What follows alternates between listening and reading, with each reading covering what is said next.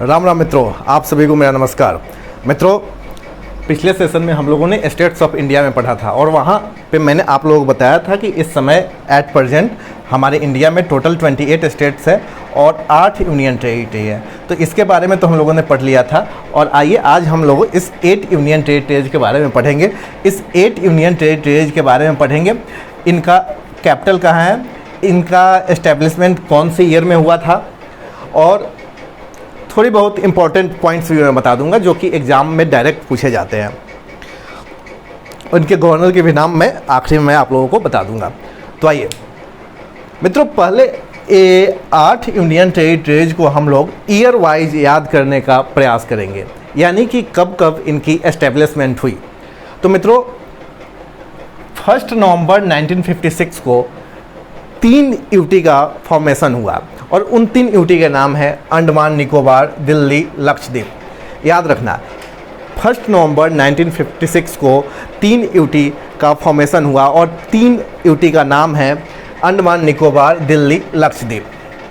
ठीक है, अब आओ इनके कैपिटल को देख ले। मित्रों, अंडमान निकोबार की कैपिटल है पोर्ट ब्लेयर, दिल्ली का कैपिटल न्यू दिल्ली और लक्षद्वीप का कैपिटल है कावारती। एक शॉट में आप लोग 3 यूनियन टेरिटरीज का नाम याद रखो। पहला अंडमान निकोबार जिसकी कैपिटल क्या है पोर्ट ब्लेयर, दूसरा दिल्ली जिसकी कैपिटल क्या है न्यू दिल्ली और तीसरा लक्षद्वीप जिसकी कैपिटल है कावारती।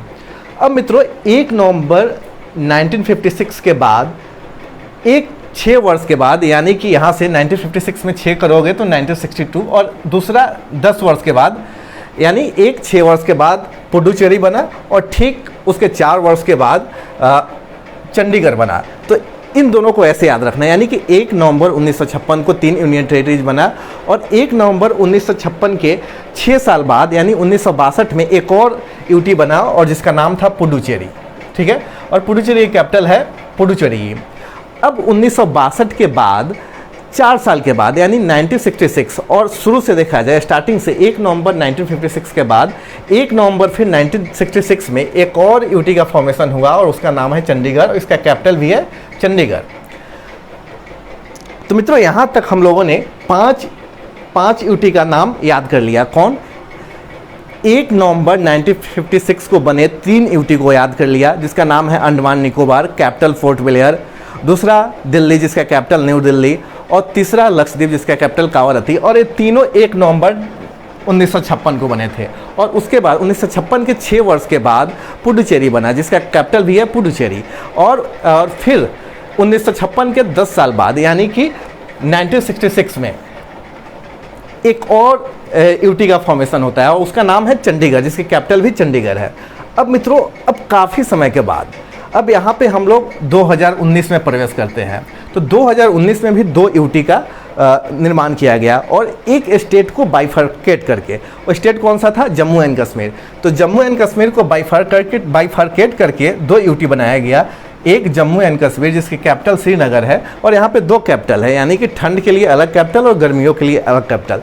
तो ठंड के मौसम के लिए श्रीनगर कैपिटल है और गर्मियों के मौसम के लिए जम्मू कश्मीर। तो इसी तरह लद्दाख का भी 2 कैपिटल है, ठंड के लिए अलग, गर्मी के लिए अलग। तो इसकी विंटर कैपिटल कारगिल है और समर कैपिटल लेह है।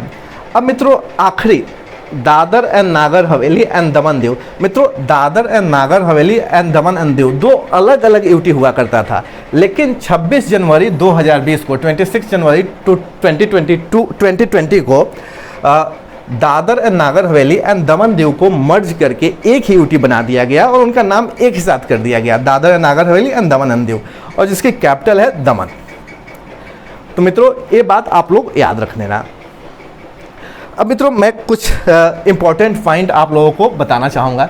मित्रों, स्टेट रीऑर्गेनाइजेशन एक्ट 1956 में आया था और तो इसने कहा था कि राज बनाने के लिए कि आप उस समय फजल अली का कमीशन आया था, फजल अली कमीशन। तो इन्होंने रिकमेंड किया था कि 14 स्टेट और 3 यूटी बना दो, लेकिन फिर हमारी सरकार ने कुछ सोच के 3 यूटी ना बना के 6 यूटी बनाया था, 6 यूटी बनाया था। ठीक है, और उससे पहले जब कॉन्स्टिट्यूशन का इनेक्ट हुआ था, यानी अडॉप्ट किया गया था, जिस दिन से लागू हुआ था, उस समय हमारे राज का बंटवारा कैसे था, तो 4/4 का था, 4/4 डिवीज़न था, और वो पार्ट में था, जैसे part A, B, C, D, और इसमें 9 थे, इसमें 9, 10 और 1। तो ये जो सी और डी है, इसी को यूटी बना दिया गया, ठीक है, 1956 में। तो चलो वो बात की बात है, किसी दिन डिटेल में इसकी चर्चा करेंगे, लेकिन फिलहाल के लिए आप ये जानो कि स्टेट रीऑर्गेनाइजेशन एक्ट 1956 को आया था, और ये संविधान का कौन सा अमेंडमेंट था, तो ये संविधान का 7वां कॉन्स्टिट्यूशनल अमेंडमेंट एक्ट था, ठीक है। और मित्रों, जम्मू एंड कश्मीर जो 31 अक्टूबर 2019 को बना था, ये भी एक प्रोविज़न ला के बनाया गया था पार्लियामेंट में, जिसे हम बोलते हैं Jammu and Kashmir reorganisation act 29। और मित्रों, पॉलिटी के जितने भी टॉपिक हम लोग पढ़ने होते हैं, उन किसी न किसी आर्टिकल और पार्ट्स में सब्सक्राइब्ड है। तो ये जो हमारा यूटी का है, यूनियन टेरिटरीज ऑफ इंडिया, ये हमारे पार्ट 8 में और आर्टिकल 239 से लेकर 241 में डिस्क्राइब्ड है। अब मित्रों, हमारे यहाँ जो अभी 8 यूनियन टेरिटरीज है, इसमें कुछ में लेजिस्लेचर है, यानी वहाँ पे चुनाव होते हैं, और कुछ विदाउट लेजिस्लेचर है। तो इस समय 8 में सिर्फ 3 ऐसे यूटी है जहाँ पे लेजिस्लेचर एग्जिस्ट होते हैं, यानी वहाँ पे चुनाव किए जाते हैं, और 5 वैसे हैं जहाँ पे चुनाव नहीं किए जाते हैं, यानी वो विदाउट लेजिस्लेचर है। तो दिल्ली, पुडुचेरी एंड जम्मू एंड कश्मीर में, तो जम्मू एंड कश्मीर में तो अभी चुनाव नहीं हुआ है, लेकिन अभी फिलहाल कुछ 1 या 2 वर्षों के बाद यहाँ पे चुनाव होने की संभावना है। तो दिल्ली, पुडुचेरी और जम्मू एंड कश्मीर, इन 3 जगह पे आपको सीएम देखने को मिलेंगे। हालांकि यहाँ पे जम्मू कश्मीर में अभी सीएम नहीं है, यहाँ पे अभी लेफ्टिनेंट गवर्नर है, ठीक है, और उनका नाम क्या है, श्री मनोज सिन्हा। और विदाउट लेजिस्लेचर की बात करें तो अंडमान निकोबार, चंडीगढ़, यानी इन 3 को छोड़कर चंडीगढ़, लद्दाख, लक्षद्वीप, दादर और Nagar Haveli and Daman and Diu.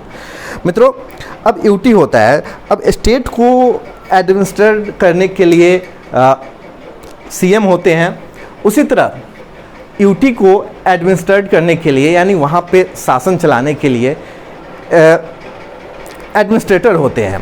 और यह एडमिनिस्ट्रेटर किसके द्वारा अपॉइंट किए जाते हैं, तो यह एडमिनिस्ट्रेटर प्रेसिडेंट के द्वारा अपॉइंट किए जाते हैं, और प्रेसिडेंट का काम ही होता है कि उनके डिजिग्नेशन को देना, यानी कि प्रेसिडेंट जिस बंदे या इंसान को अपॉइंट करता है वहाँ पे शासन व्यवस्था को चलाने के लिए यूटी में, उसका वो डिजिग्नेशन क्या देगा। देखो, 3 डिजिग्नेशन दे सकता है, या तो एलजी का, यानी लेफ्टिनेंट गवर्नर का डिजिग्नेशन दे सकता है, चीफ कमिश्नर का डिजिग्नेशन दे सकता है, या एडमिनिस्ट्रेटर का डिजिग्नेशन दे सकता है। तो इस समय हमारे इंडिया में जो 8 यूटी है, 8 यूटी में 2 यूटी में एडमिनिस्ट्रेटर है, और 5 यूटी में लेफ्टिनेंट गवर्नर है। तो यहाँ पे जो लेफ्टिनेंट गवर्नर है, यहाँ पे ज़रूरी नहीं है कि लेफ्टिनेंट गवर्नर जहाँ पे वहाँ पे चुनाव कराए जाते हैं, नहीं, ये प्रेसिडेंट के ऊपर छोड़ दिया जाता है कि किस एडमिनिस्ट्रेटर को, यानी कि किस बंदे को अपॉइंट करता है, उसकी डिजिग्नेशन क्या रखेगा, यह पूरा का पूरा प्रेसिडेंट पे ही डिपेंड करता है। तो यहाँ पे अभी हमारे 8 यूटी से 2 यूटी में उन्होंने एडमिनिस्ट्रेटर का डिजिग्नेशन एडमिनिस्ट्रेटर ही दिया है, और बाकी 5 जगह पे उन्होंने जो वहाँ पे एडमिनिस्ट्रेटर को अपॉइंट किया है, वहाँ पे उन्होंने उनका डिजिग्नेशन एलजी का दिया है। एलजी मतलब लेफ्टिनेंट गवर्नर। तो मित्रों, यहाँ पे मैंने स्टेट का नाम, यूटी का नाम नहीं लिखा है, यहाँ पे मैंने सिर्फ वहाँ के एलजी और एडमिनिस्ट्रेटर का नाम लिख दिया। अब आपको बताना है कि यहाँ पे जो इन व्यक्ति का नाम है, यह किस यूटी को रूल करते हैं, ठीक है। तो पहला यहाँ पे नाम है एडमिरल डीके जोशी। तो आपको बताना है कि किस यूटी के एलजी है। तो मित्रों, ये पोर्ट ब्लेयर के हैं, पोर्ट ब्लेयर। और पोर्ट ब्लेयर के बारे में मैंने आपने क्या बताया कि इसकी कैपिटल कहाँ पे है, यूटी का नाम है अंडमान निकोबार, और उसकी कैपिटल है पोर्ट ब्लेयर। तो यहाँ पे यूटी के होते हैं, तो अंडमान एंड निकोबार लिख दो। और विनय कुमार सक्सेना कहाँ, अभी दिल्ली में हाल में ही इनका अपॉइंटमेंट किया गया है। डॉक्टर तमिलसाई सौंदरराजन, ये कहाँ पे है, पुडुचेरी। मनोज सिन्हा, जम्मू एंड कश्मीर। राधा कृष्ण माथुर मित्रों कहाँ के हैं, तो ये लद्दाख।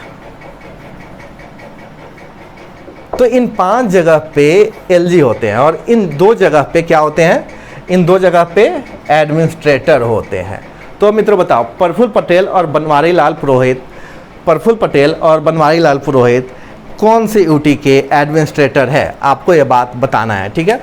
तो बनवारी लाल पुरोहित दादर एंड नागर हवेली के हैं।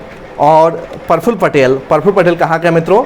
चंडीगढ़ के। ठीक है, तो इतना बात आप लोगों को ध्यान रखना है। प्रफुल्ल पटेल कहाँ के हैं? चंडीगढ़ के। और एक यहाँ पे Dadar and Nagar Haveli and Daman and Diu. तो मित्रों, यूटी के रिगार्डिंग आप लोगों को इतने पॉइंट्स जानने बहुत ज़रूरी है।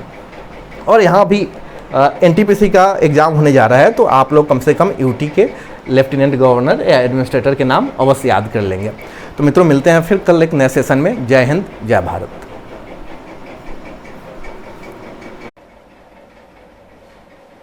मित्रों, इस सेशन में एक छोटा सा करेक्शन मुझे करना है। मित्रों, मैंने अभी अभी बताया कि आप लोगों को कि 2 यूटी ऐसे हैं जहाँ पे जो वहाँ पे एडमिनिस्टर करते हैं, यानी जिस बंदे का अपॉइंटमेंट प्रेसिडेंट के द्वारा किया जाता है वहाँ पे शासन करने के लिए, तो वहाँ पे चंडीगढ़ 2 जगह है, एक तो चंडीगढ़ और एक Dadar and Nagar Haveli and Daman and Diu. तो ये प्रफुल्ल पटेल जो भाई साहब है, ये Praful Patel Dadar and Nagar Haveli and Daman and Diu के एडमिनिस्ट्रेटर है। और बनवारी लाल पुरोहित जी चंडीगढ़ के हैं। यहाँ पे मैंने उल्टा पढ़ा दिया था आप लोगों को, बस यही छोटा सा करेक्शन करना था। तो बनवारी लाल पुरोहित चंडीगढ़ के एडमिनिस्ट्रेटर है और Praful Patel Dadar and Nagar Haveli and Daman and Diu के एडमिनिस्ट्रेटर थे। तो मित्रों, एक छोटा सा करेक्शन था। तो फिर मित्रों, मिलते हैं किसी दूसरे सेशन में। तब तक के लिए जय हिंद, जय भारत।